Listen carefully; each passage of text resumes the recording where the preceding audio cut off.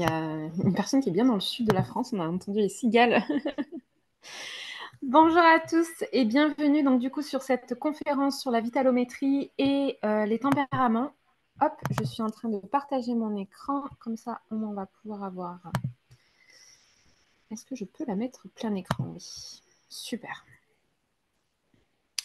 Allez, c'est parti du coup. Conférence, les indices de vitalométrie et les tempéraments. Déjà, je voulais commencer par vous remercier d'être présent aujourd'hui pendant cette conférence. Ça me fait bien plaisir. Vous êtes en plus de ça arrivés en nombre. Du coup, c'est génial. Alors, je vais commencer par me présenter. Du coup, je m'appelle Eva Michler, je suis naturopathe et formatrice. Donc, je suis naturopathe depuis plus de 7 ans et formatrice depuis 2 ans.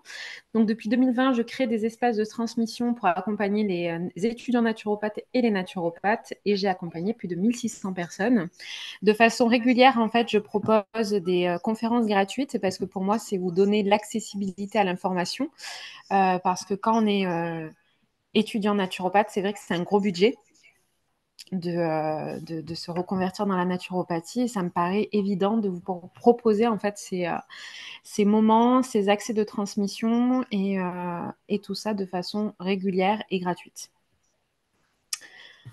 Hop.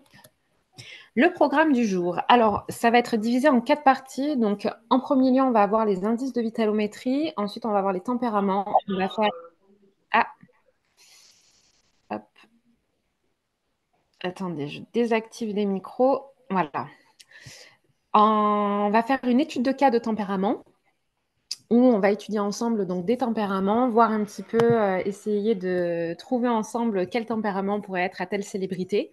Et en dernier lieu, je répondrai à vos questions. Donc, il y aura vraiment un moment de partage à ce niveau-là, donc, où vous pourrez me poser un petit peu toutes vos questions sur la naturopathie, le métier de naturopathe, sur la conférence qu'on vient d'avoir, etc. Alors, les indices de vitalométrie. Donc, qu'est-ce qu'ils sont? Donc, les indices de vitalométrie, pardon, c'est une mesure de vitalité. C'est comment mesurer comment la force vitale fonctionne chez chaque individu. C'est essentiel de savoir ces indices de vitalométrie parce que si on sait les indices de vitalométrie, on peut choisir une cure naturopathique adaptée, une détox, une revitalisation. On peut également choisir leur durée, faire des courtes détox ou des plus longues détox. Par exemple, sur quelqu'un de anxieux, chronique, qui a un trouble de l'anxiété généralisée ou qui est fatigué chroniquement, on ne peut pas conseiller un jeûne. C'est impossible. Ça va être contre-productif, ça va trop l'épuiser d'un coup.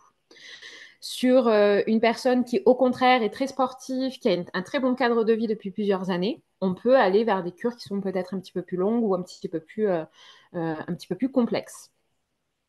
On va également pouvoir choisir correctement les différentes techniques qu'on va proposer. Pareil, sur quelqu'un de anxieux chronique ou quoi, on ne va pas lui conseiller de faire des bains froids ou des choses comme ça. Ces dernières années, on a eu énormément d'essor de la technique Wim Hof, donc qui est une technique en fait par rapport au bain froid, qui est en soi, qui est une pratique qui est géniale, qui est excellente, il n'y a pas de souci sur ça, mais c'est vrai qu'il y a eu beaucoup de personnes qui se sont retrouvées plus fatiguées que d'habitude pendant la pratique de type Wim Hof ou qui ont travaillé contre leur terrain ou contre leur nature et ça les a peut-être un petit peu plus épuisés. Et savoir leurs indices de vitalité, ça va nous permettre également de déterminer le terrain. Un petit rappel de ce qu'est le terrain. Donc, le terrain, c'est ma constitution plus mon tempérament plus ma toxémie. Ça détermine mon terrain. Ma constitution, c'est mon facteur héréditaire. Donc, c'est ce que ma mère et mon père m'ont donné. Se rajoute à ça donc tout ce qui peut être facteur de type influençable, donc l'environnement, le comportement, la nourriture, comment on dort, nos capacités au quotidien, nos relations avec les autres. Le tempérament, donc c'est ce qu'on va étudier aujourd'hui, et la toxémie, donc c'est tout ce qui peut être de toxémie de type cristaux ou colle, qui peuvent déterminer ça.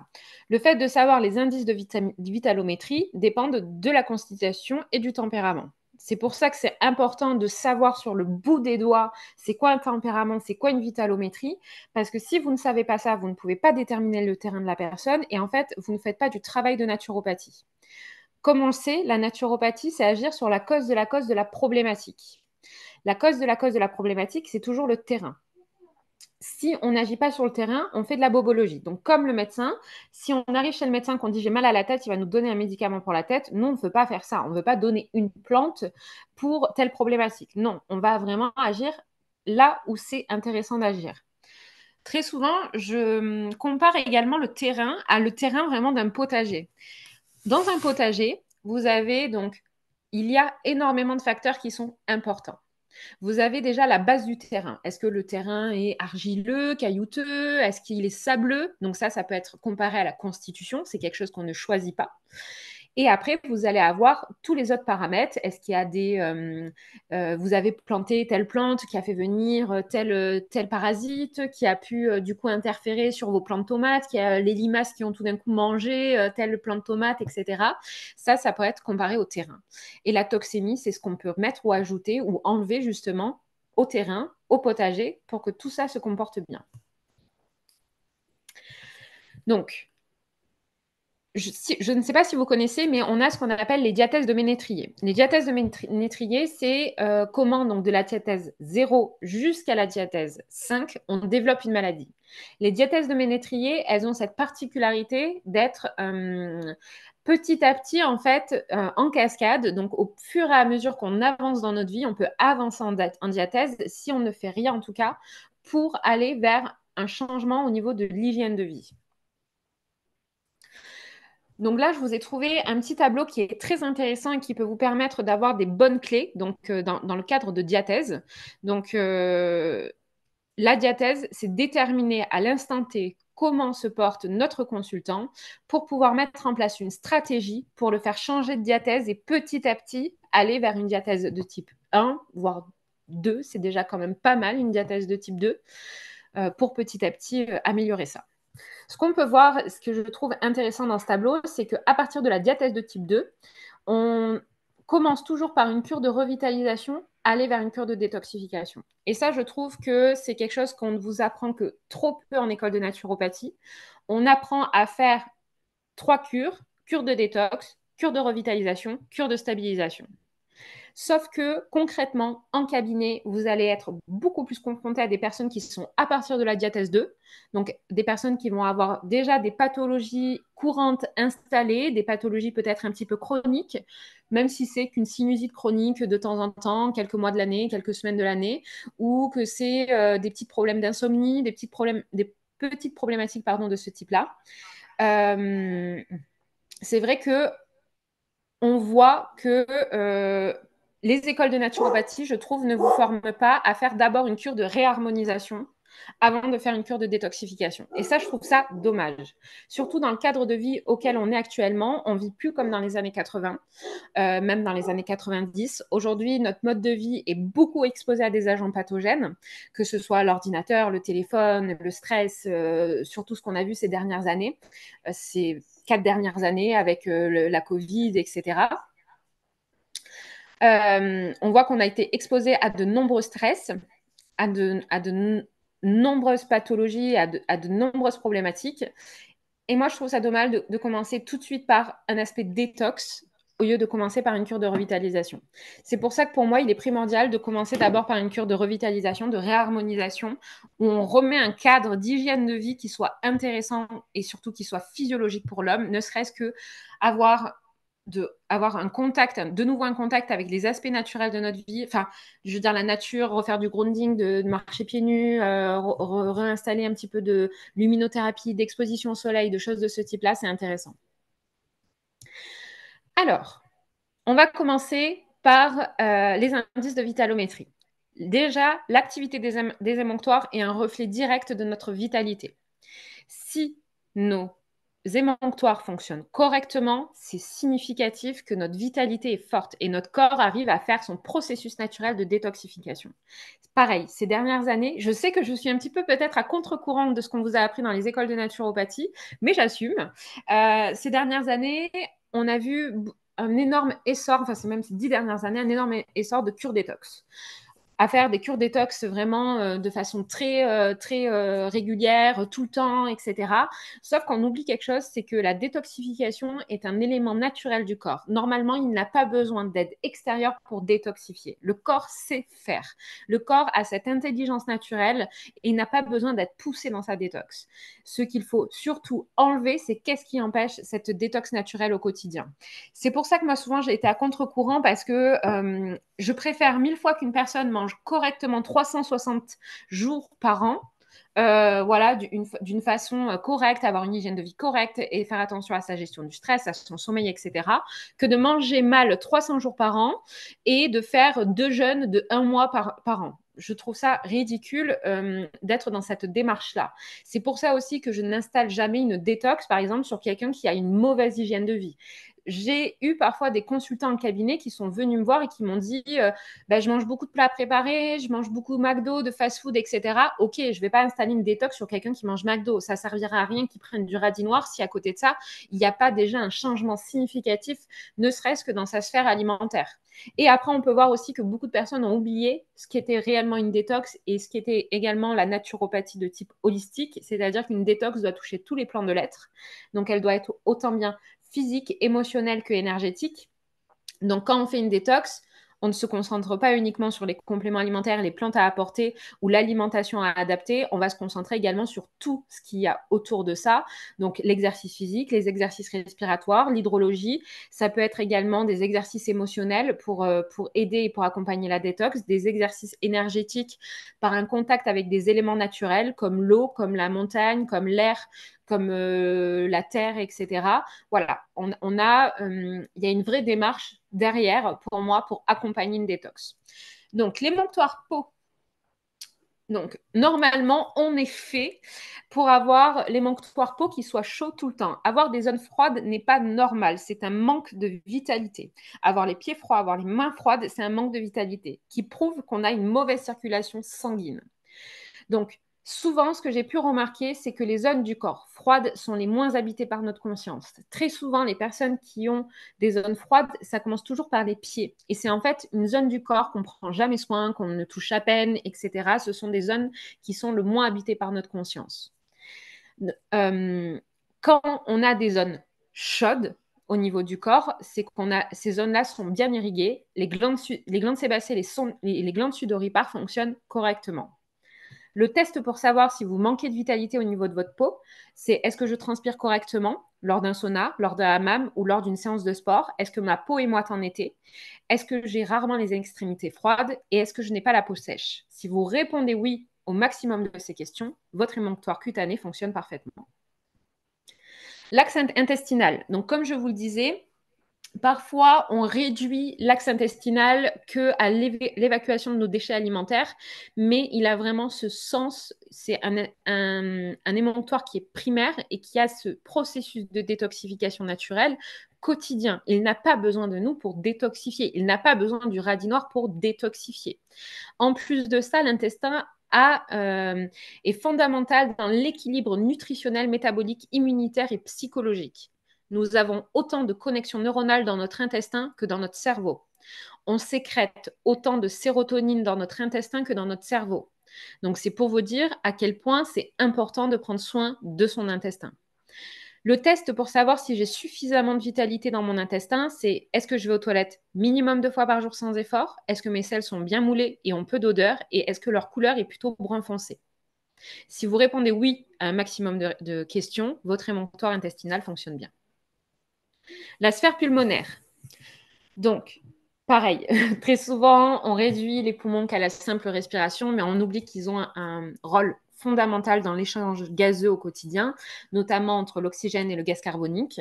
Donc, le poumon possède une fonction émonctorielle d'éliminer au quotidien tous les polluants qu'on peut avoir. Pareil, quand on cherche à faire une détox, pour moi, c'est primordial qu'on aille vers quelque chose où la personne va bien respirer, faire des exercices respiratoires, surtout que tout ce qui peut être de type exercice respiratoire a une fonction basifiante sur l'organisme qui est hyper intéressante et on l'oublie souvent. Parfois, on va dire mange tes légumes. Oui, mais si tu manges tes légumes sans faire d'exercice respiratoire, sans avoir de contact avec les éléments naturels, on oublie en fait la base de basifier son organisme. Donc, le test, est-ce que ma respiration est souvent libre et ample? Est-ce que je pratique régulièrement des activités physiques ou j'ai envie de rajouter des exercices respiratoires? Est-ce que je suis le plus souvent en nature? Et est-ce que je respire correctement par l'abdomen et la poitrine? Si on répond oui à un maximum de ces questions, votre émonctoire pulmonaire fonctionne parfaitement. La zone rénale. Donc, les reins, au quotidien, filtrent en permanence du sang chargé en déchets, cristaux, urée, acide urique, etc. Au quotidien, ils n'ont pas besoin de nous aussi pour être détoxifiés. C'est hyper important toujours de remettre pour moi l'église au centre du village. Le corps n'a pas besoin de nous pour être détoxifié.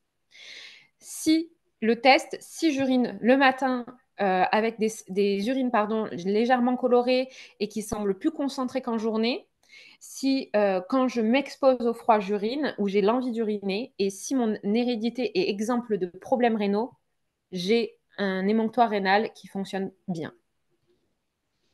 Au niveau des utérus menstruation, ça pareil, on oublie beaucoup de le prendre en compte en cabinet, mais des femmes qui vont être sous contraceptifs hormonaux n'ont pas cette fonction émonctoire au niveau des menstruations.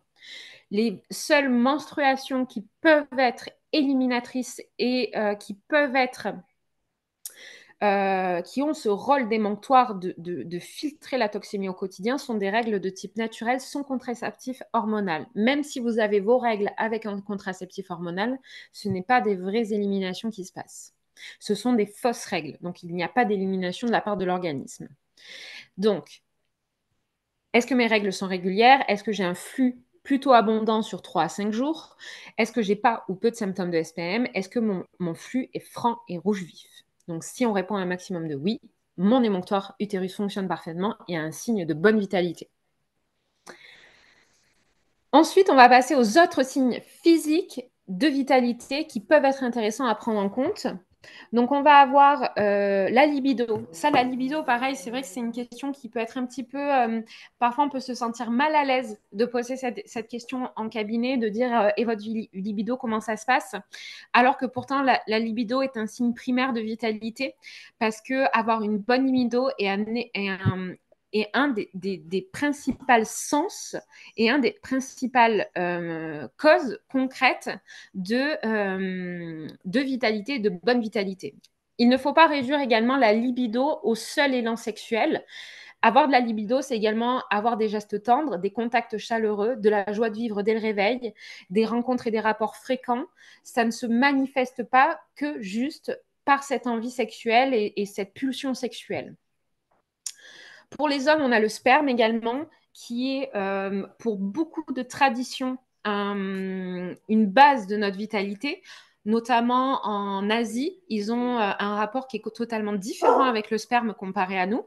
Par exemple, en Asie et dans la pratique du tantra, on a beaucoup cette pratique de faire de l'éjaculation, donc c'est-à-dire de retenir son éjaculation, d'avoir un orgasme quand même, mais de retenir son éjaculation parce que le sperme étant vraiment considéré comme quelque chose de vitalité, enfin c'est la source de notre prana, que du coup le fait d'avoir des éjaculations trop fréquentes pourrait vider nos stocks de vitalité et de force vitale. Donc, c'est vrai que si vous avez un homme en consultation, ça peut être intéressant de lui poser la question. Je comprends et je conçois que ce soit compliqué, mais moi, je n'arrive pas forcément à le faire parce que c'est vrai que c'est un petit peu tabou. Mais la qualité et la quantité de sperme est aussi une mesure de sa libido et de sa force vitale. Le sommeil, un sommeil qui vient rapidement, sans coupure, sans réveil nocturne, sans cauchemar, ni terreur nocturne, avec un réveil serein et en forme, c'est une forme de forte vitalité. Ça veut dire que le corps a ce processus d'auto-guérison, d'auto-régénération. Il sait quand il a sommeil, il est rythmé par rapport à son horloge circadienne. Ses neurotransmetteurs comme la mélatonine, le cortisol sont sécrétés de façon équilibrée et du coup, tout se passe bien dans le corps. Pareil pour la tension artérielle, très intéressant de demander comment se passe votre tension artérielle. Avez-vous des pics ou des chutes de tension artérielle? L'hypertension peut être causée par des problématiques d'excitants, de trop de cholestérol, d'alimentation trop salée, d'hyperfonctionnement de la thyroïde, etc. Et l'hypotension peut être surtout notifiée par des manques de protéines, de sous-nutrition, d'hypothyroïdie ou de fatigue. La cicatrisation. c'est un phénomène qui peut être très fréquent qu'on va regarder chez les jeunes enfants, mais c'est vrai que chez les jeunes enfants, on va toujours dire ils cicatrisent vite, ils se guérissent vite parce que les jeunes enfants ont une vitalité qui est très forte. Au plus on vieillit dans le temps, au plus notre vitalité faiblit. Pareil chez les personnes âgées. Moi, je me rappelle par exemple de mon arrière-grand-mère qui a 93 ans, c'était compliqué la cicatrisation et pareil, la peau devient de plus en plus fine, ils se blessent de façon de plus en plus fréquente et c'est de plus en plus compliqué pour eux de bien cicatriser et parfois on peut même aller jusqu'à des surinfections, des infections, des choses de ce type-là. Cette conscience en fait de la cicatrisation, c'est vraiment pouvoir palper matériellement le pouvoir de la force vitale. On voit à quel point on peut se trancher, on peut s'ouvrir et à quel point ça peut guérir vite, s'arrêter de saigner vite, etc. C'est vraiment comment regarder de façon palpable la force vitale. Ce qui serait intéressant, ça serait de regarder une blessure au microscope et de le regarder en time-lapse, en fait, dans une vidéo qui soit très courte, qui soit en accéléré pour voir à quel point la peau a cette capacité et cette force de mobiliser toute l'énergie du corps pour pouvoir guérir. On a également le syphoïde. Donc le syphoïde est en fait, donc ça se place en fait sous le sternum, pardon. C'est un reflet de notre force vitale ancestrale. Pour mieux mesurer votre syphoïde, il suffit en fait de prendre 4 doigts, de mettre le petit doigt donc sous le diaphragme et en fait d'essayer de voir et de toucher pour voir si est-ce que le syphoïde est à l'intérieur ou à l'extérieur. Au plus il part vers l'extérieur, au plus le syphoïde est fort, au plus il part vers l'intérieur, au plus le syphoïde est faible. Donc, au plus il part vers l'extérieur, au plus on a une force vitale qui est intéressante et au plus il est à l'intérieur, au moins elle est intéressante. Ça, c'est vraiment un acquis généralement génétique qui part de notre génétique et qui est là par notre génétique et qui est du coup intéressante à ce niveau-là. Vous pouvez demander à vos consultants en cabinet de se palper donc voilà cette zone-là. Généralement, c'est un petit peu plus compliqué chez les femmes qui ont un soutien-gorge, mais vraiment de venir regarder et qui palpent eux-mêmes en fait cette zone-là, donc vraiment juste au-dessus du diaphragme, juste au-dessus de notre estomac, vraiment tout en bas de nos côtes flottantes. On peut regarder un petit peu voilà cette anatomie-là pour essayer de comprendre et d'analyser comment ça se passe à ce niveau-là. On a également les ongles qui sont un reflet notable de notre santé, avec notamment des indications métaboliques et de minéralisation, mais notamment par l'aspect des lunules. Donc la lunule, en fait, c'est vraiment la base de l'ongle. C'est cette petite lune qu'on a à la base de l'ongle, qu'on a très souvent et fréquemment au niveau des pouces et un petit peu moins au niveau des doigts. Généralement, ce qui est intéressant de regarder, c'est de voir combien il nous manque de lunules. On dit que chez une femme, entre 6 et 7 lunules, c'est acceptable, et chez un homme, entre 7 et 8 lunules, c'est acceptable. En dessous de 6, ça montre une faible vitalité et une fatigue quand même physique installée depuis un petit moment. Donc, par exemple, en dessous de 6 lunules, on ne fait pas de détox. C'est important d'en prendre conscience et de regarder à ce niveau-là. La pilosité, c'est un lien étroit entre notre système hormonal. Généralement, on regarde toujours la pilosité de votre consultant, notamment les sourcils. Bon, alors chez les femmes, toujours c'est un petit peu plus compliqué parce qu'on peut se maquiller, donc on peut un petit peu fausser les résultats à ce niveau-là, mais voir si les sourcils sont touffus.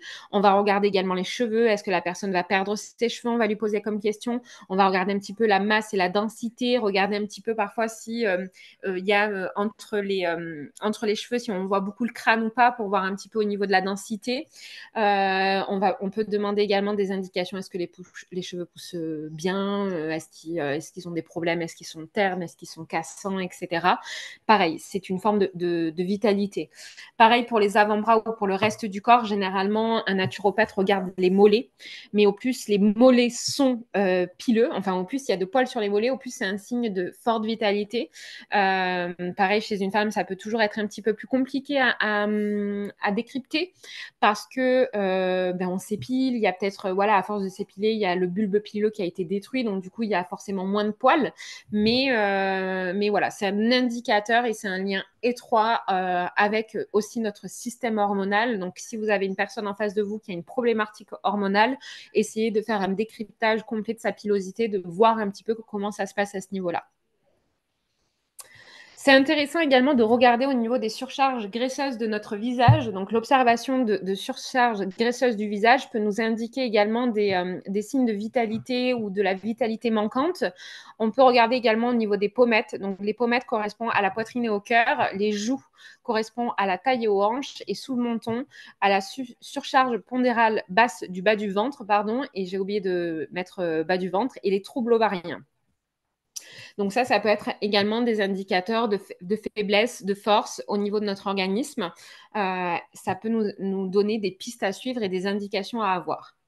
L'haleine, ça aussi, c'est un petit peu un diagnostic, enfin un diagnostic, on va dire, une analyse qui a été perdue avec le fil du temps.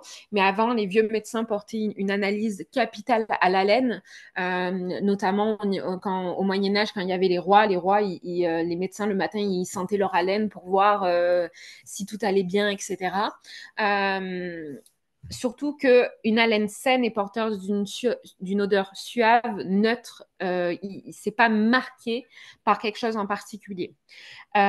Toute mauvaise haleine est souvent associée à une langue chargée, ce qui peut se traduire d'un déséquilibre intestinal. C'est pour ça notamment que, par exemple, en Ayurveda, on fait le grattage de langue le matin à jeun parce que donc pendant le sommeil, pendant les 8 heures de sommeil, le corps est en régénération et il peut faire remonter tout ce qui peut être pathogène du système digestif et le faire déposer dans la langue. Donc le matin, les Indiens pratiquent donc des bains de bouche à l'huile de coco ainsi qu'un grattage de langue pour enlever vraiment toute cette putréfaction, pour éviter surtout de la réavaler après et en fait d'être contre-productif par rapport à ce que le corps a fait pendant la nuit. Donc à un moment donné, il a voulu l'expulser, ben on l'aide à l'expulser et on ne va pas le réavaler en buvant de l'eau ou des choses de ce type-là. Donc, mais c'est aussi très indicateur de notre vitalité et de notre force vitale de l'organisme, d'analyser un petit peu notre haleine et de demander à nos consultants est-ce qu'ils ont l'impression d'avoir une haleine chargée, une haleine forte, mauvaise haleine de façon régulière ou quoi. Petite indication également, donc le monténard et la poignée de main sont des apporteurs de vitalité importants. Donc le monténard en fait est vraiment à la base du pouce. Donc on peut vraiment venir le palper et voir un petit peu comment il est. Est-ce que le monténard va être galbé, va être mou, il va y avoir du gras un petit peu en dessous de la palpation. Ça peut être un indicateur de vitalité et on peut également analyser la poignée de main. La poignée de main peut nous révéler si la poignée de main est molle, forte, serrante, etc. Agitante, généralement, c'est un bon indicateur de tempérament, mais c'est aussi un bon indicateur de vitalité ou pas de notre organisme. Partie 2, les tempéraments. Est-ce que ça va, vous me suivez ou ça a été assez flou? Bonjour, excusez-moi. Oui, Euh, bonjour. oui, c'est super intéressant déjà. Et j'ai posé une question, mais bon, je pense que ça va être revu peut-être tout à l'heure, juste pour savoir s'il y a un replay, parce que, Oui, d'accord, bien sûr. j'ai pris des notes, mais c'est vrai que ça va un petit peu vite. Oui, il n'y a pas Merci. de... Je vais ralentir la cadence. C'est vrai que je Non, parle non, beaucoup mais... et je parle vite. Ok. Merci, Laurence. Oui, Emma? Euh, oui, bonjour. Pareil, j'ai posé une question concernant la première partie sur euh, la diatère de... Diathèse de Ménétrier. Oui, merci. En fait, je n'ai pas compris le passage de niveau. J'imagine le niveau 0, c'est l'idéal. Donc, de passer de 5 à 4, de 4 à 3, c'est-à-dire il faut faire le détox et revitalisation, si j'ai bien compris, ou... Alors, diathèse de Ménétrier, c'est vrai que j'aurais pu vous mettre d'abord un tableau qui explique la diathèse de Ménétrier. En fait, la diathèse de Ménétrier donc, permet de voir en fait comment se comporte la personne pour savoir dans quelle diathèse elle se comporte. Donc, c'est-à-dire que tu vas avoir, généralement, la diathèse 5, par exemple, c'est le cas cancer. Donc, tu as en face de toi une personne qui arrive avec un cancer, tu sais qu'il est en diathèse 5 obligatoire. Euh, Quand tu vas déterminer en fait que la personne est en diathèse 5, En fait, c'est par exemple, j'ai pris l'exemple parce que c'est mon cas actuellement. Et, ouais. euh, et j'essaye en fait Enfin, je savais pas que c'était du cancer, mais je suis partie de... de ce cas. Euh, voilà, c'est intéressant de comprendre, en fait, de passer d'un état à l'autre. Oui, c'est vraiment l'objectif de la diathèse de ménétrier. Donc, tu sais que par exemple, tu as un diathèse 5. Donc, l'objectif, tu vas faire d'abord une cure de détoxification et tu peux prendre donc de l'oligothérapie et adapter ces stratégies au niveau hygiène de vie et naturopathique pour essayer petit à petit de remonter en diathèse au fur et à mesure. C'est pour ça, par exemple, quand tu es en diathèse donc 2, généralement la diathèse 2, c'est un tempérament et un terrain allergique. Donc, tu vas pouvoir faire d'abord une cure de revitalisation, une cure de détoxification, adapter ces stratégies en oligothérapie et en naturopathie pour essayer de repasser en diathèse 1. Est-ce que j'ai été un petit peu plus claire Oui, ou oui, pas? oui, bien sûr. Hum, C'est-à-dire, l'objectif quand on est en diathèse 5, c'est pas forcément d'aller en diathèse 4, 3, 2 et 1. Dans tous les cas, se faire les suppléments, se compléter, enfin, prendre des compléments alimentaires et avoir, enfin, et d'être d'emblée en diathèse numéro 1, si j'ai bien compris. Non, tu remontes. Tu remontes de diathèse 5, tu vas à la 4, puis à la D'accord. 3, puis à la 2, puis à la 1. Généralement, Et 0, comment on c'est peut... quand même compliqué à l'avoir, hein. Je le dis, moi, je vois Ok, plus en cabinet de la oui, diathèse 3, voire 4. d'accord, La diathèse 0,1, voilà, c'est un peu plus compliqué. d'accord. Et en fait, au bout de combien de temps on peut se réévaluer pour faire la diathèse 4 on laisse combien de temps en fait entre enfin, les évaluations, je veux dire? Ça va être compliqué de déterminer, mais généralement, c'est aux alentours de 6 mois, un an. Après, ça dépend de chaque Ah, personne, de la vitesse de chaque personne et aussi de comment tu vas adapter ton hygiène de vie. Si tu le fais petit d'accord, à petit, ça peut mettre plus de temps. Si tu le fais de façon un peu plus cadrée, ça peut être un peu plus rapide. ok, Ça va dépendre. Vraiment, ça ok, dépend des personnes et ça dépend aussi de où tu pars. Est-ce que tu es en diathèse 5 depuis un moment? Est-ce que tu es en diathèse 4 depuis un moment? Parfois, ça peut être assez rapide. En un mois, 2 mois, tac, tu repasses en 3. En 3, 4 mois, tu vas repasser en 2, et etc., quoi. Mais chez certaines d'accord. personnes, ça, c'est vraiment, ça dépend de ta constitution, de ton hérédité, de ton ADN et de la Hmm, motivation que tu vas avoir. d'accord. Et les différentes cures détoxification et revitalisation, pardon, euh, ça sera expliqué ultérieurement? Alors non, je ne vous ai pas fait de topo sur ça, donc sur les Ok, cures de détoxification, cures de revitalisation. Je pourrais faire une masterclass complètement dédiée à ça parce que sinon ça va être beaucoup trop long de parler juste de la oui, oui, bien revitalisation sûr, oui. et de Hmm. la détoxification. Parce que j'initie en fait, depuis que je suis en arrêt, enfin, depuis l'année dernière, je me suis intéressée à la naturopathie et à la nutrition. Et Ok, j'ai initié un peu en ce qui concerne la nutrition et j'ai profité de mon arrêt pour que je puisse me former correctement en fait. super. Et pour ça, je connais pas grand-chose, mais merci en tout cas. Après, dans l'idéal, pour une cure de détoxification, de revitalisation, c'est d'aller voir un naturopathe D'accord. pour vraiment adapter. Voilà, pour vraiment adapter selon la force vitale, selon comment ça se passe, comment tout ça est pour voir à ce niveau-là. Merci. Merci Emma. Je crois que Sandia, tu avais une question. Oui, bonjour. C'est juste une toute petite question. C'est par rapport à la pilosité, Oui.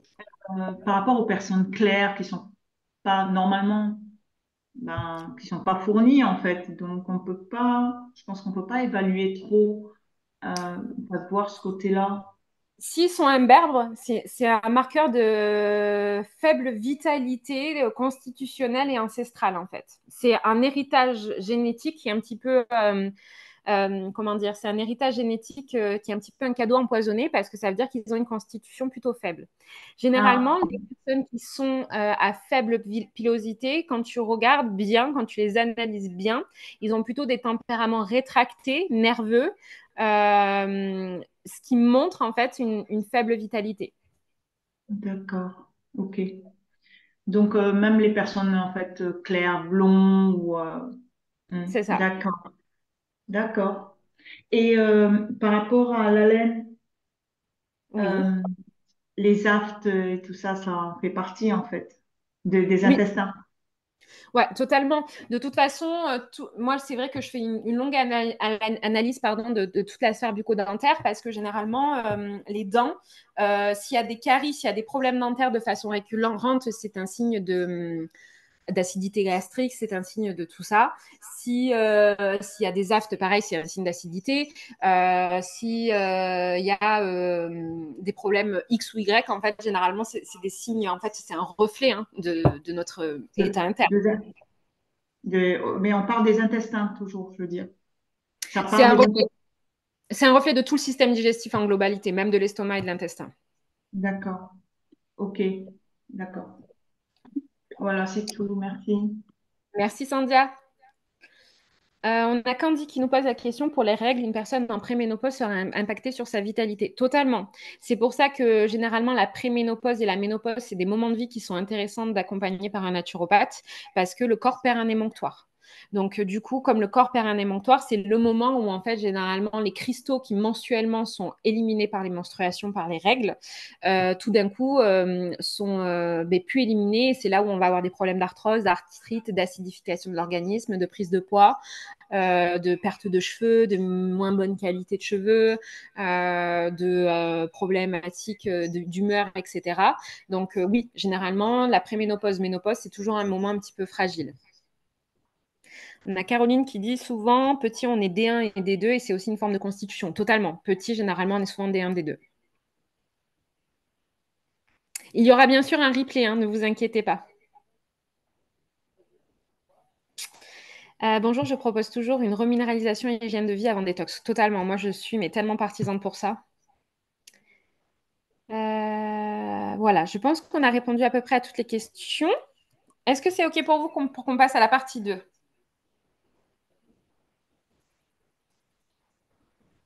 De toute manière, il y aura encore à la fin de la conférence un moment de réponse à vos questions.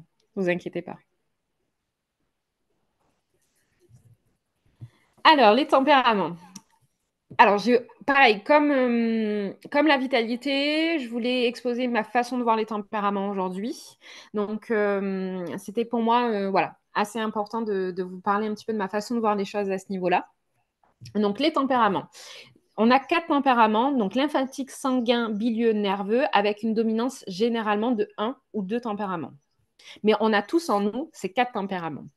Donc, les tempéraments sont représentés très souvent donc, par ce système avec des flèches. On a 2 tempéraments chauds, 2 tempéraments froids. Généralement, quand on a 1 ou 2 tempéraments, on a toujours soit les 2 tempéraments chauds, soit les 2 tempéraments froids.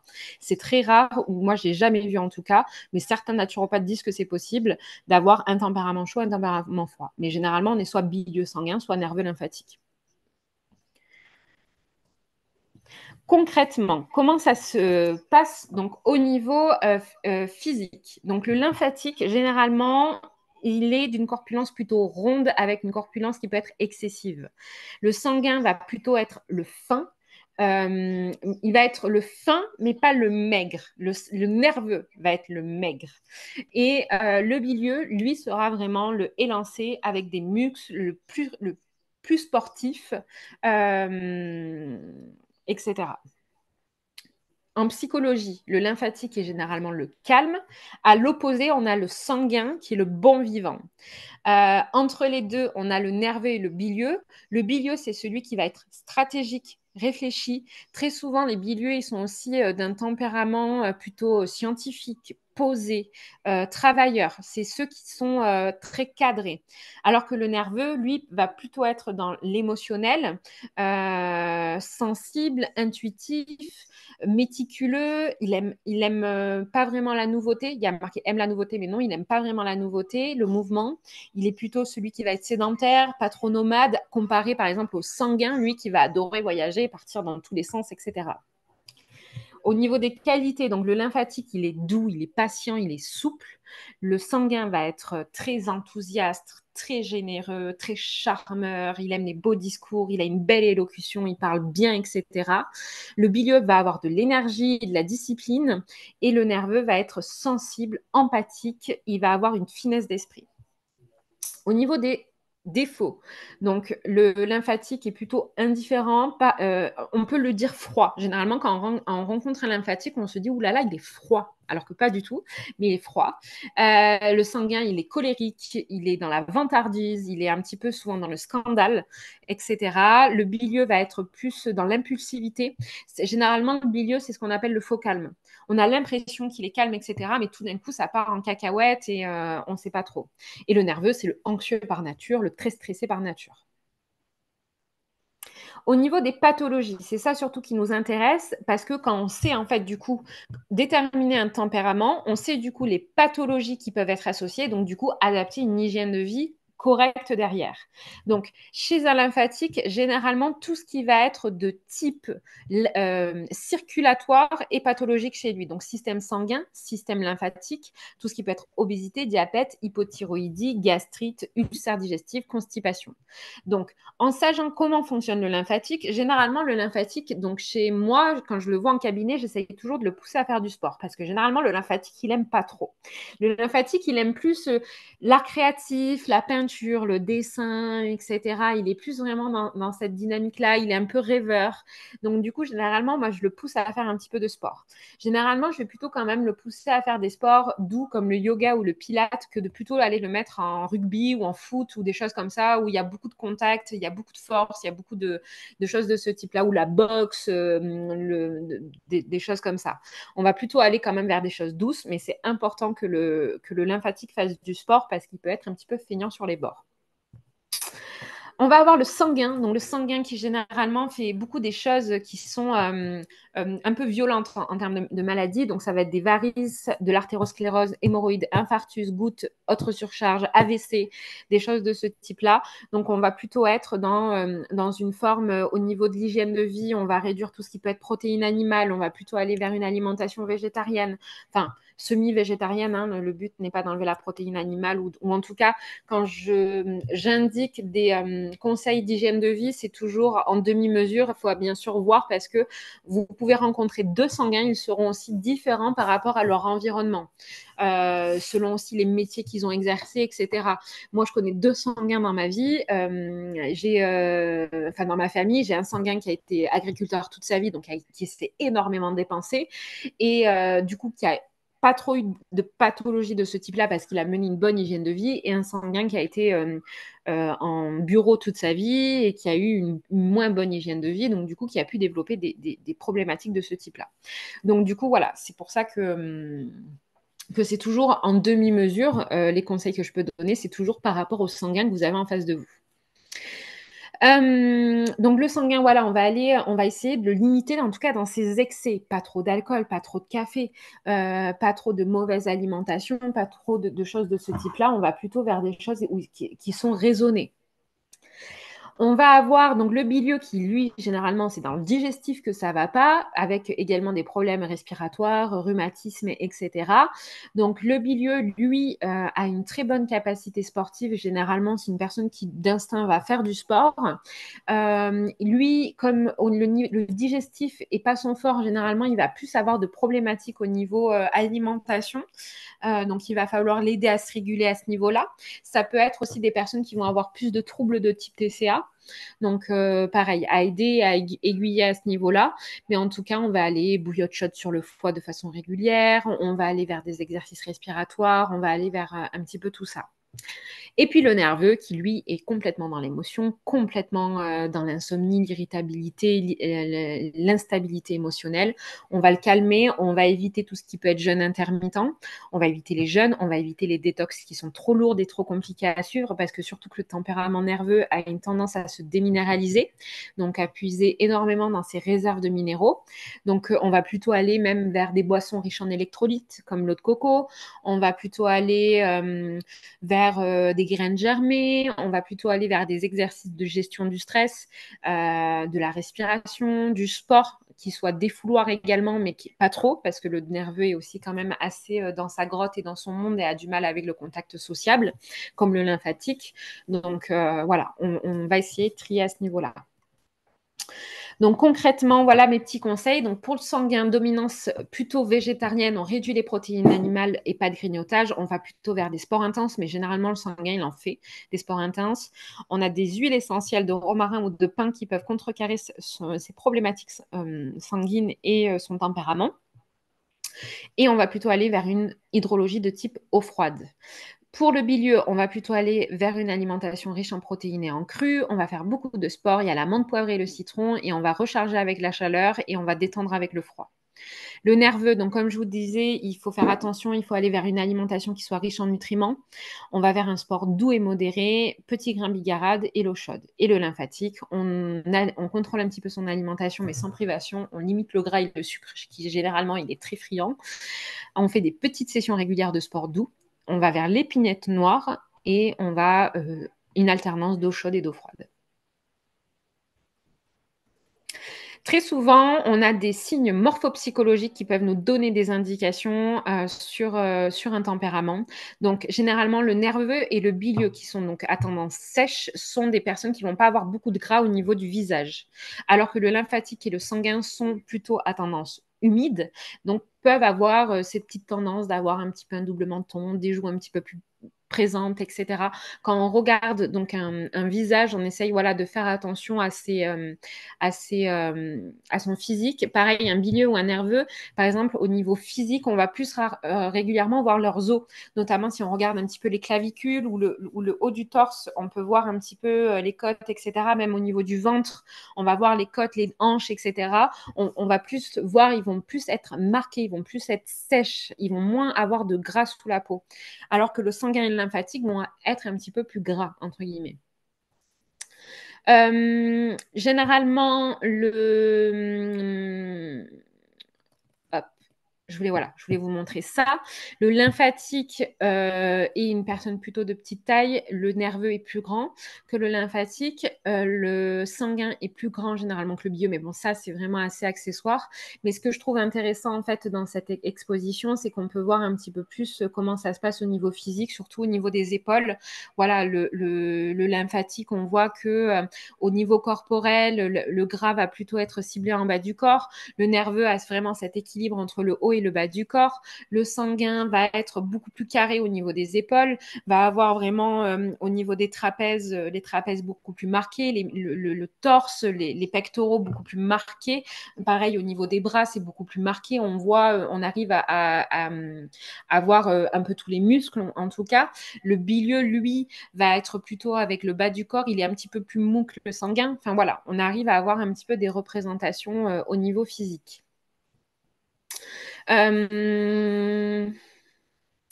Qu'est-ce que je voulais également vous dire? Donc voilà, lymphatique, sanguin sont toujours plutôt dans l'extension, le nerveux et le bilieux plutôt dans la rétractation. Voilà, grosso modo.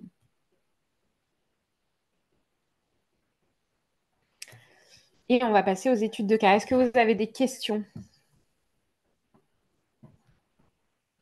Alors, pour le nerveux, quel type de lavande? Plutôt lavande vraie. Existe-t-il des questionnaires afin de déterminer le tempérament? Oui, tu peux avoir des questionnaires pour déterminer le tempérament. Je vous en enverrai un. Je crois que j'en ai un en stock dans mes cours. Il faudra que je regarde ça. Mais ouais. On a des questionnaires, surtout ça va plutôt être des questionnaires de type sur la personnalité. Mais c'est vrai que très souvent, en fait, on va le voir sur quelqu'un, ne serait-ce que par la façon de se présenter, la façon, il va dire, voilà, je fais du sport, je fais tel sport, ou j'ai fait du rugby dans ma vie, j'en ai fait 10 ans, ou j'ai fait du foot dans ma vie. Donc là, déjà, on sait sport collectif, on sait déjà que ça va être une personne qui va plutôt être axée dans le chaud. Donc c'est plutôt un bilieux ou un sanguin. Une personne qui va dire ah non, moi j'ai jamais fait de sport de ma vie, j'ai fait de la peinture, on sait que ça va être plutôt froid, nerveux, lymphatique. Déjà, ça, c'est une première indication. Pareil, la poignée de main. Généralement, la poignée de main d'un lymphatique est plutôt molle. La poignée de main d'un bilieux ou d'un sanguin est plutôt chaude. Déjà, ils ont les mains beaucoup plus chaudes que le lymphatique et le nerveux et va être plus énergique, musclé, comparé à un lymphatique ou un nerveux où ils ont très souvent les mains froides. Alors, je n'arrive pas à savoir quel tempérament je suis. J'hésite entre le nerveux et le bilieux. Tu peux être un petit peu des deux. Alors, la différence entre le nerveux et le bilieux, donc le nerveux va être plus intériorisé, le bilieux beaucoup plus dans l'extraversion, le bilieux beaucoup plus dans les sports collectifs, beaucoup plus dans le côté social, mais quand même avec des moments de calme sur soi. Le bilieux va être beaucoup plus terre à terre que le nerveux. Le nerveux va être beaucoup plus dans le stress, beaucoup plus dans l'émotionnel. Qu'est-ce qu'il y a d'autre? Il faut en priorité se référer aux signes physiques pour déterminer le vrai tempérament quand on peut avoir des tendances à s'adapter à l'environnement ou au contexte auquel on est confronté. Totalement, c'est vrai. Mais généralement, quand on demande un petit peu dans l'enfance comment ils étaient, on arrive à avoir cette petite tendance de savoir quel tempérament ils sont. Généralement, voilà, des enfants qui ont adoré faire du rugby, adoré faire des sports d'équipe, des choses de ce type-là, on sait que voilà, c'est qu'ils étaient sociaux, qu'ils ont eu des amis, qui sont partis en vacances, alors que si une personne dit ah moi quand j'étais petite j'étais plutôt dans mon coin, j'avais pas trop d'amis, etc. Généralement, ça donne des bonnes indications quand même, hein. Généralement, c'est un petit peu ma tactique interrogée dans l'enfance. Peut-on changer de tempérament avec le temps? Généralement, non. Mais on peut tendre vers plus un tempérament qu'un autre. Moi, par exemple, je suis une nerveuse lymphatique, clairement. Avec le temps, je tends de plus en plus vers le lymphatique que le nerveux comparé à ma jeunesse où j'étais de plus en plus nerveuse.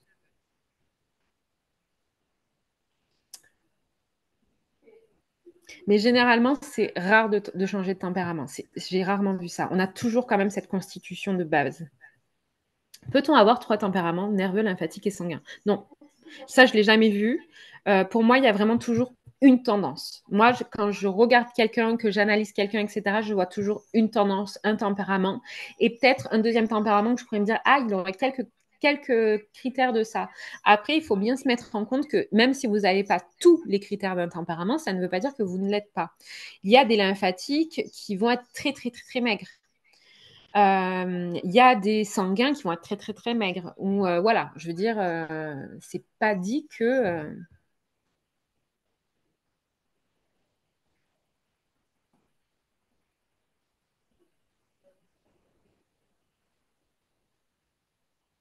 Et si c'est à part égale, tu traites comment? Généralement, j'arrive toujours à en voir un en priorité, hein. Et si, on va dire, si vraiment j'arrive sur un cas où j'arrive pas à déterminer, on va aller toujours vers une analyse de tendance. Donc, si je tombe sur quelqu'un de nerveux et de lymphatique, ben, on voit que le conseil entre le nerveux et le lymphatique sont à peu près pareils. Le conseil entre le sanguin et le bilieux sont à peu près pareils. Au niveau des huiles essentielles, on peut aller en olfaction et en mélange à une huile végétale en contact aussi. Ça peut être intéressant. J'ai vu la question passer, j'ai oublié d'y répondre.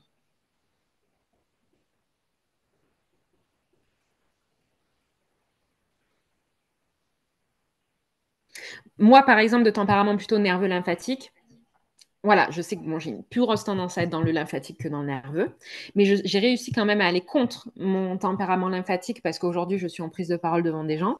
Parce qu'un lymphatique, généralement, il est très, très dans son coin, il a beaucoup de problèmes à la prise de parole, mais c'est quelque chose que j'ai énormément travaillé sur moi. J'ai fait beaucoup de psychothérapie, donc on pourrait se dire, mais non, mais elle n'est pas lymphatique, c'est pas possible. Alors que moi, je suis vraiment la plus que lymphatique, hein. Donc, j'arrive par la naturopathie, par des conseils, par mon environnement, par le travail que j'ai fait sur moi, à contrecarrer un petit peu tous les défauts du lymphatique, qui sont vraiment que c'est une personne beaucoup trop dans son coin, beaucoup trop reclus, beaucoup trop intériorisée, beaucoup trop dans l'émotionnel, beaucoup trop, etc. Donc, c'est toujours voilà, quelque chose à adapter à ce niveau-là.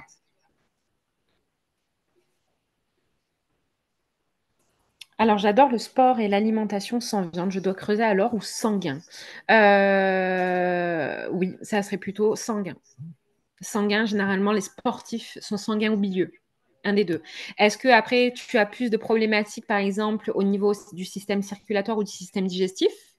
Est-ce que tu as des soucis au système digestif? Alors là, je dirais que tu es plutôt bilieux. Ou si tu as plus de problèmes circulatoires, je dirais que tu es plutôt sanguin. Ça, c'est aussi une bonne dominance. On peut voir par les tendances pathologiques qui se sont installées dans le courant de la vie vers où tu es.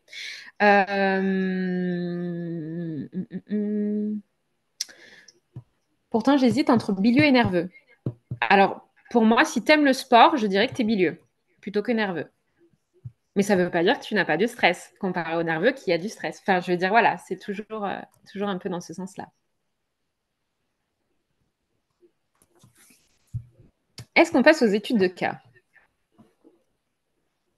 Je vous enverrai un petit questionnaire, comme ça au moins vous pourrez déterminer votre tempérament et avoir un petit peu plus d'indications sur toute l'hygiène de vie à adapter en face de vous. Pour moi, c'est primordial de bien adapter votre hygiène de vie à quelqu'un en face de vous parce que c'est la naturopathie pure et c'est adapter une hygiène de vie sur un tempérament, sur un terrain, sur des forces vitales. Voilà. C'est sûr que c'est pas simple à savoir, c'est sûr que c'est toujours compliqué. Avec le temps, on a des mécanismes où on se dit ah mais lui, c'est un lymphatique, je le vois. Lui, c'est un nerveux, je le vois. Lui, c'est etc. On voit en fait les gens qui sont à ce niveau-là. Top pour le questionnaire. J'en ai un de questionnaire, donc vous inquiétez pas, je vous enverrai ça. Dans votre espace membre, vous aurez donc le replay en vidéo. Vous aurez également le PDF et le PDF du questionnaire. Je vous mets ça d'ici ce soir. Comme ça, moi, vous aurez tout de disponible. Étude de cas. Associer un tempérament à chaque célébrité. Allez, je vous laisse 3-4 minutes pour me dire cette célébrité. Donc, le 1, Bradley Cooper est tel tempérament, Adèle est tel tempérament, Sarah Jessica Parker est tel tempérament et Gérard Depardieu est tel tempérament. Je vous laisse quelques minutes pour réfléchir un petit peu. Pensez bien aux signes physiques qu'on a vus, qu'on s'est dit. Un petit peu également par rapport à leur profession qu'ils font, un petit peu même toute l'actualité qu'ils ont autour d'eux. Je trouve que ça peut être un très bon indicateur des tempéraments. En formation, on a pu déterminer que j'étais nerveux, bilieux à part égale. Bon, mais super. Depardieu est lymphatique.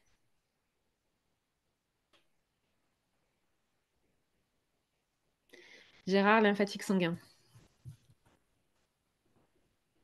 À votre avis, Sarah Jessica Parker, elle est quoi?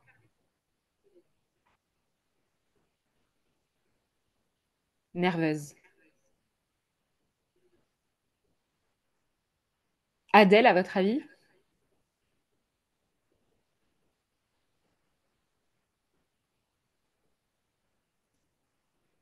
Adèle, lymphatique.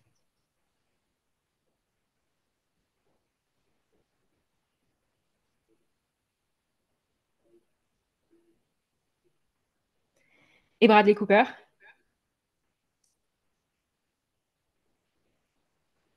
Ah, bravo Caroline, t'as eu tout bon.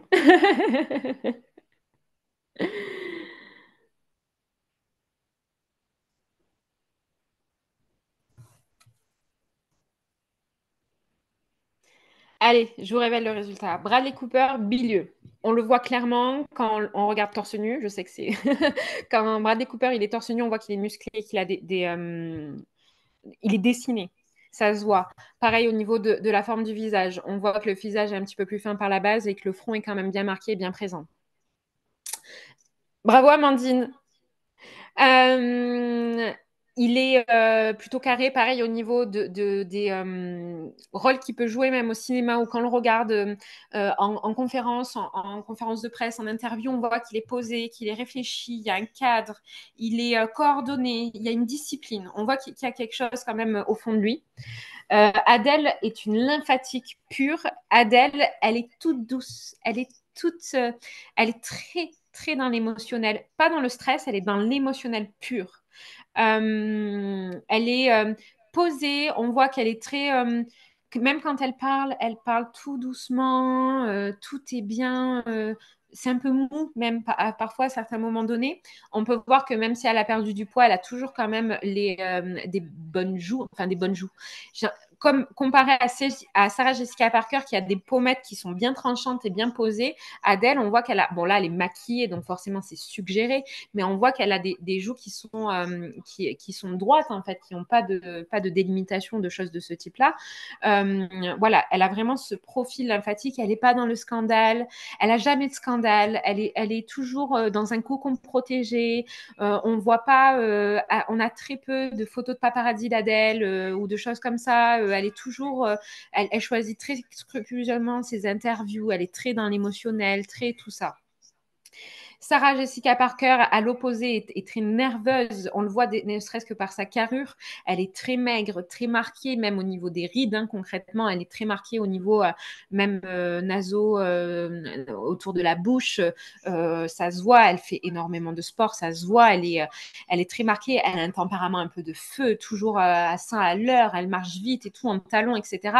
Bon, elle a joué des rôles qui ont donné un petit peu cette indication-là, mais ça se voit en fait sur son profil, même en interview ou quoi, elle est clac-clac, elle répond vite aux questions, elle part un petit peu dans tous les sens. On voit que c'est un tempérament un petit peu de feu. Et Gérard Depardieu, qui est pour moi l'incarnation complète du sanguin dans pur et dans toute sa splendeur. C'est pour ça que je l'ai mis, parce que Gérard Depardieu, il est lunaire en fait, limite. Lui, il est dans l'excès de tout, que ce soit bien au niveau nourriture, au niveau... Il s'en fout de ce que les autres pensent de lui. Il fait sa vie. Il est dans l'expansion totale de lui et de son tempérament. Son visage, le sanguin peut être un petit peu rouge, ça se voit. Il a eu des problèmes d'ailleurs circulatoires, ça a été dit dans la presse. Enfin voilà, il est le sanguin. J'ai envie de vous dire, quand vous avez une personne autour de vous qui vous fait penser un petit peu à un sanguin, à cette personne a un fort caractère, qui parle fort, qui est là, qui est présent, qui va être toujours un peu dans l'expansion, dans la démonstration, c'est un sanguin, c'est un Gérard Depardieu.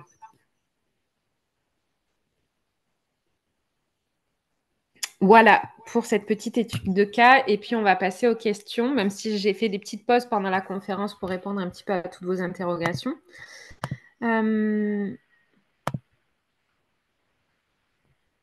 Hop, je vais annuler mon partage d'écran, c'est bon. Est-ce que vous avez des petites questions avant qu'on termine cette conférence ?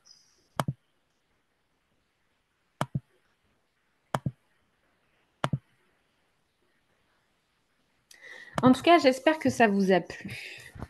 J'avais à cœur de vous faire cette petite masterclass pour vous parler de tout ça, pour vous parler de mon approche de la naturopathie, pour peut-être un petit peu vous sortir de vos sentiers aussi de votre école de naturopathie, parce que parfois on est très... un petit peu la tête dans le guidon par notre école de naturopathie. On est très dans ce cadre que nous donne l'école, c'est très bien, mais voir d'autres horizons, ça peut être intéressant.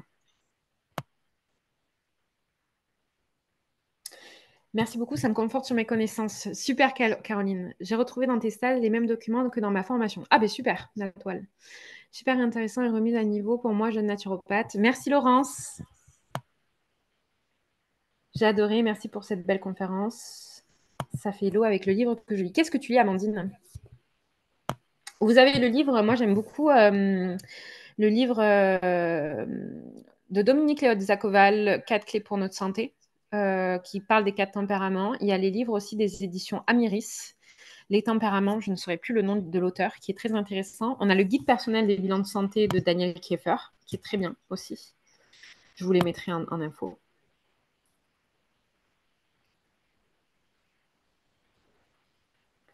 Excuse-moi. Oui, dis-moi. Oui, tu disais tout à l'heure que tu m'as envoyé ça sur nos... J'ai pas compris. C'est par mail simplement que tu as mis ça parce que je sais pas si j'ai un compte, enfin j'en sais rien. Quand vous allez sur mon site internet, vous avez en haut à droite le bouton se connecter ou tout en bas, vous avez le bouton espace formation. Vous pouvez cliquer dessus. Et en fait, Même ça vous si amène on n'est pas... enfin, on n'est pas... normalement avec votre adresse email ou au pire des cas, vous faites mot de passe oublié, ça vous renvoie un mot de passe. D'accord. Voilà. Ok. Mais oui, ce soir, vous recevrez un email de toute façon avec tout ça.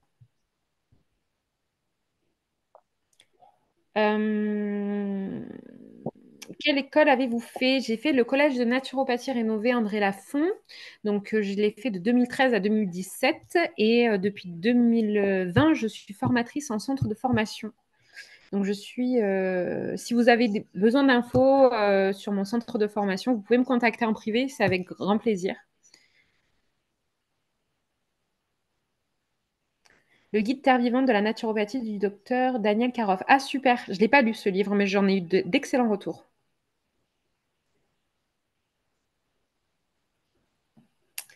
Merci en tout cas pour vos retours sur la conférence.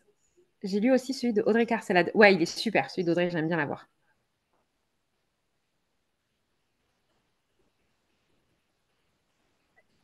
Je me pensais nerveuse et en moindre mesure bilieux, mais vous me dites que ça peut pas vraiment être le cas. Si, on peut avoir de toute façon deux tempéraments, mais généralement, on est soit de tempérament froid, soit de tempérament chaud.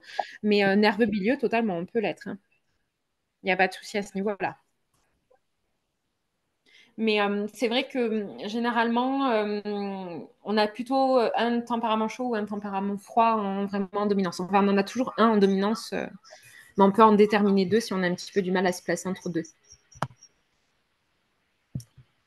Regardez dans votre enfance comment vous étiez. Ça aussi, c'est très indicateur de quel tempérament vous étiez, quoi. La Bible de la naturopathie de Sarah Joaz, qui présente très bien les différentes cures de naturo. Ah, je ne connais pas. Pour les cures naturopathie, moi, j'aime beaucoup les livres de Daniel Kiefer. Donc, il y a L'homme empoisonné pour les cures détox et le guide de la revitalisation pour les cures de revitalisation. Les deux, pour moi, sont les références au niveau des cures de naturo.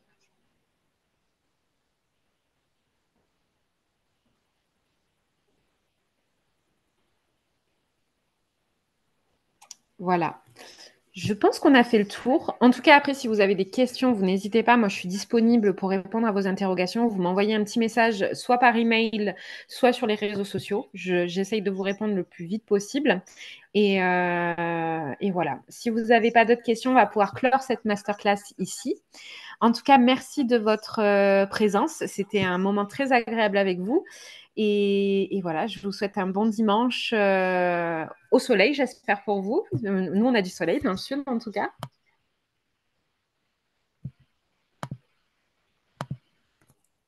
Merci à vous. Belle fin de journée. Ah, mais toi, t'es en Martinique, ça compte pas. À bientôt. Au revoir.